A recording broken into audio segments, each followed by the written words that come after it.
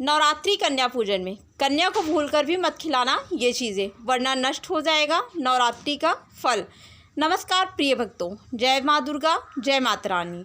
माँ दुर्गा का आशीर्वाद आप सभी पर बना रहे। नवरात्रि में कन्या पूजन के समय बिल्कुल भी ना खिलाएं ये चीज़, माँ दुर्गा हो जाती हैं नाराज़, नहीं मिलता है नवरात्रि का फल। नवरात्रि कन्या भोजन में 12 वर्ष से कम आयु की लड़कियों को माता का स्वरूप मानकर भोजन के लिए आमंत्रित किया जाता है।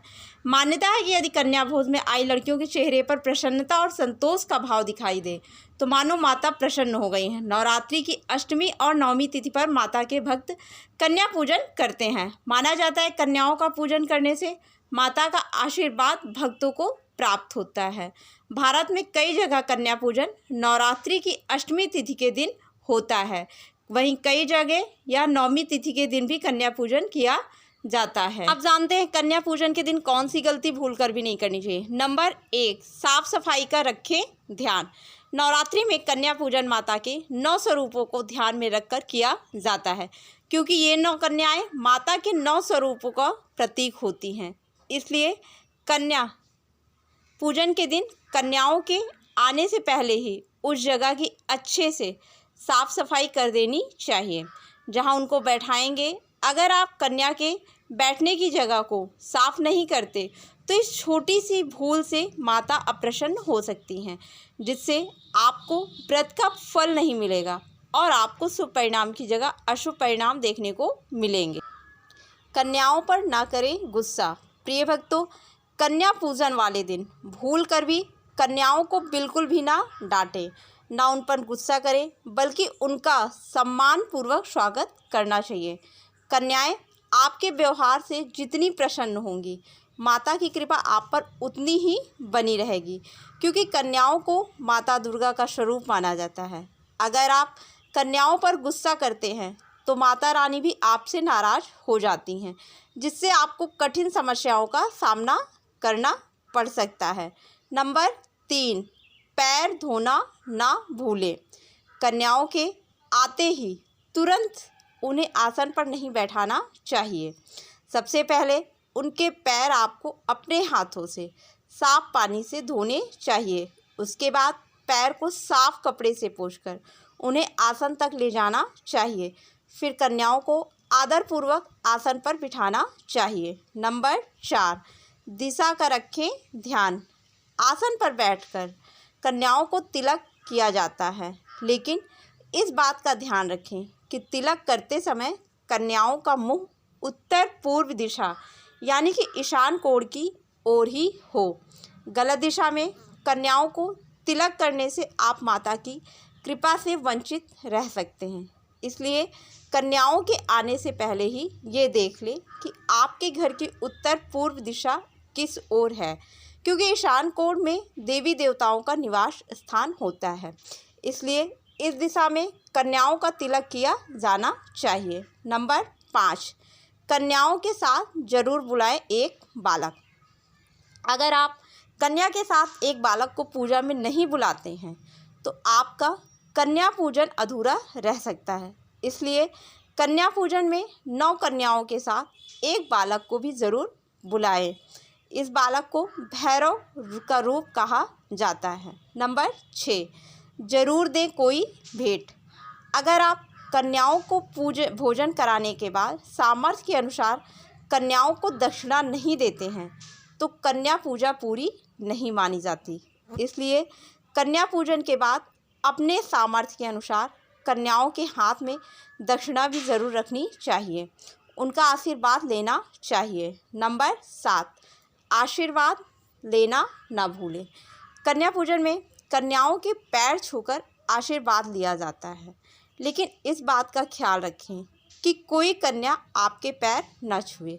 कन्याओं को आपका आशीर्वाद नहीं लेना चाहिए, बल्कि कन्याओं से आपको आशीर्वाद लेना चाहिए।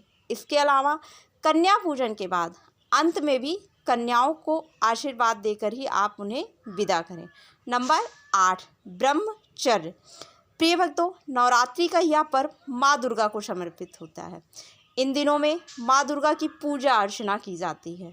इसलिए नवरात्रि की अष्टमी नवमी तिथि पर ब्रह्मचर्य का पालन जरूर करना चाहिए। आपको तन मन में शुद्धता बनाए रखनी चाहिए। अगर आप तन मन में शुद्धता बनाए रखेंगे तो आपको माँ दुर्गा का आशीर्वाद जल्द ही प्राप्त होगा।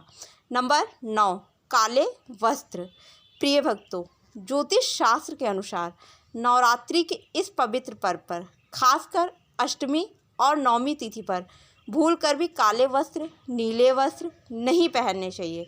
यदि संभव हो तो माता रानी की पूजा लाल वस्त्र पहनकर ही करनी चाहिए, क्योंकि माता रानी को लाल रंग अति प्रिय है। इसी प्रकार पूजा में लाल पुष्प, लाल फल, लाल मिठाई आदि भोग माता रानी को लगाने चाहिए। अगर आप ऐसा करते हैं तो माँ दुर्गा की कृपा से आपके जीवन की सभी समस्याएं दूर हो जाती हैं और आपको माता रानी का आशीर्वाद प्राप्त होता है। साथ ही आपके बिगड़े हुए काम भी बिना किसी अड़चन के माँ दुर्गा के आशीर्वाद से पूर्ण हो जाते हैं। नंबर 10, क्रोध और हिंसा। दोस्तों, नवरात्रि की अष्टमी और नवमी तिथि पर क्रोध और हिंसा से बचना चाहिए। इस दिन मन को शांत रखना चाहिए। इसके अलावा नवरात्रि के दिनों में किसी को भी परेशान नहीं करना चाहिए। सभी के साथ प्रेम और करुणा का व्यवहार करना चाहिए, तभी आपको माँ दुर्गा का आशीर्वाद प्राप्त होगा। नंबर 11, बासी फूल या मुरझाए फूल। प्रिय भक्तों, नवरात्रि में कन्या पूजन के समय माता रानी की पूजा करते समय भूल कर भी बासी फूल या फिर मुरझाए फूल ना चढ़ाएं। अगर आपके पास ताज़े फूल नहीं है तो पूजा में सूखे या फिर मुरझाए फूल बिल्कुल भी ना चढ़ाएं। ऐसा करने से माँ दुर्गा नाराज़ हो जाती हैं, वास्तु दोष भी लगता है। ऐसा करने से आपके घर में सुख शांति कम होती है, नकारात्मक ऊर्जा बढ़ती है, जीवन भर आपको कठिन समस्याओं का सामना करना पड़ सकता है, जिससे आपको गंभीर परिणामों का सामना भी करना पड़ सकता है। इसलिए नवरात्रि में माता रानी की पूजा करते समय मुरझाए फूल भूलकर भी ना चढ़ाएं। नंबर 12, एक दिन पहले भेजें बुलावा। नवरात्रि में अष्टमी और नवमी के दिन कन्या भोज कराया जाता है, लेकिन इस बात का ध्यान रखना चाहिए कि आप जिस दिन कन्या भोज करा रहे हैं उस दिन कन्या को नहीं बुलाना चाहिए।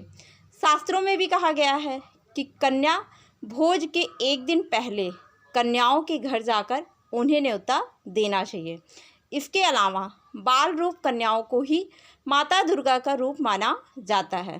इसलिए जब आप कन्याओं को भोज के लिए बुला रहे हों तो इस बात का विशेष ध्यान रखें कि कन्याओं की आयु 2 से 10 के बीच हो। इसके अलावा कन्या पूजन में भाग लेने वाली कन्याएं 9 की संख्या में ही होनी चाहिए। नंबर 13, पूर्व दिशा में बैठाकर कराएं भोजन। नवरात्रि में कन्या भोजन कराने के लिए कन्याओं को बैठाने के लिए दिशा का विशेष ध्यान रखना चाहिए। कन्या पूजन करने से पहले सभी 9 कन्याएं और बटुक को पूर्व दिशा की तरफ मुँह करके बिठाएं और फिर पूजा करने के बाद भोजन परोसें। ऐसा करने से आपको माँ दुर्गा की विशेष कृपा प्राप्त होगी। नंबर 14, ज़बरदस्ती ना खिलाएं खाना। कन्या भोजन कराते समय इस बात का आप विशेष ध्यान रखें कि इस दिन सात्विक भोजन ही भोग में लगाएं और वही भोग लगाने के बाद परोसें। कन्या भोज कराते समय इसका विशेष ध्यान रखें कि कन्याओं को ज़बरदस्ती खाना नहीं खिलाएं, जितना उनका मन हो उतना ही खाने दें। तो भक्तों, यह थी वह गलतियां जो भूल कर भी कन्या पूजन के समय नहीं करनी चाहिए। चलिए अब जानते हैं कन्याओं को कन्या पूजन के समय कौन सी चीज़ें नहीं खिलानी चाहिए। नंबर 1, हानिकारक चीज़ें। तो भक्तों, माँ दुर्गा के भोग में शामिल खाद्य पदार्थों के अलावा कन्या भोज में मौसम के अनुसार उपलब्ध सब्जियां, दाल, चावल एवं अन्य क्षेत्रीय व्यंजन शामिल किए जा सकते हैं, परंतु यह अनिवार्य होता है कि कोई भी खाद्य पदार्थ ऐसा नहीं होना चाहिए जो स्वास्थ्य के लिए तनिक भी हानिकारक हो। कन्या भोज सात्विक होता है। नंबर 2, बासी भोजन। प्रिय भक्तों, गीता में बासी भोजन को तामसिक और रोगवर्धक बताया गया है। ऐसे भोजन को अपवित्र की श्रेणी में रखा गया है। इसलिए बासी और जला हुआ भोजन व्रत के दौरान नहीं खाना चाहिए। ना ही कन्या पूजन के समय कन्याओं को खिलाना चाहिए।